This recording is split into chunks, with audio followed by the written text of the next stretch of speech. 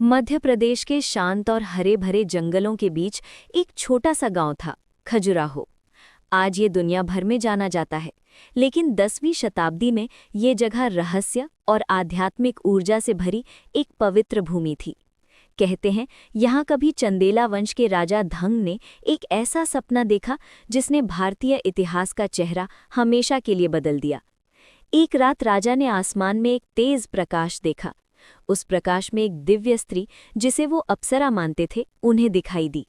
उसने कहा, राजन, इस भूमि पर ऐसा तीर्थ बनाओ जहां मानव जीवन के हर भाव, हर अनुभूति, हर रूप को पत्थर में अमर कर दिया जाए, ताकि सदियां बीत जाएं पर ये कहानियां मिट ना सकें।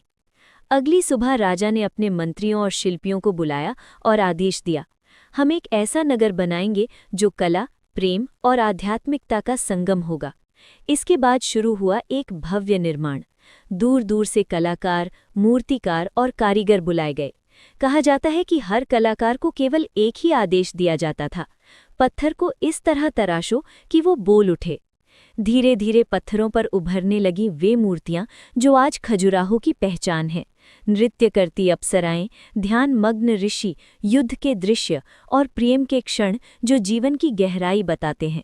इन मूर्तियों को देखकर विदेशी यात्रियों ने कहा, ये तो एक किताब है जिसमें उस समय का पूरा समाज लिखा हुआ है।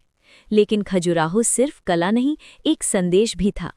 चंदेला शासक मानते थे कि जीवन केवल आध्यात्म नहीं, न केवल भौतिकता, बल्कि दोनों का सुंदर संतुलन है। यही संतुलन ही मनुष्य को पूर्ण बनाता है। सबसे भव्य मंदिर बनाया गया, कंदारिया महादेव मंदिर। इसकी ऊंची शिखरें ऐसी लगती थी जैसे वे आकाश को छू लेंगी। ये मंदिर शिव को समर्पित था और इसकी दीवारें ऐसी कहानी कहती थी जिन्हें एक बार देखने वाला कभी भूल नहीं पाता। समय बीता, युद्ध हुए, साम्राज्य बदले और धीरे धीरे खजुराहो जंगलों में खो गया। सदियों तक किसी को इसका पता नहीं था। फिर 19वीं शताब्दी में अंग्रेज अधिकारी टी.एस. बर्ट ने घने जंगलों में छिपे इन प्राचीन मंदिरों को खोज निकाला। जब वो पहली बार वहां पहुंचे तो उनकी आंखें स्तब्ध रह गईं। सैकड़ों वर्ष पुराने ये मंदिर इतने सुंदर, इतने जीवंत थे कि मानो किसी ने अभी अभी हाथों से तराशे हों।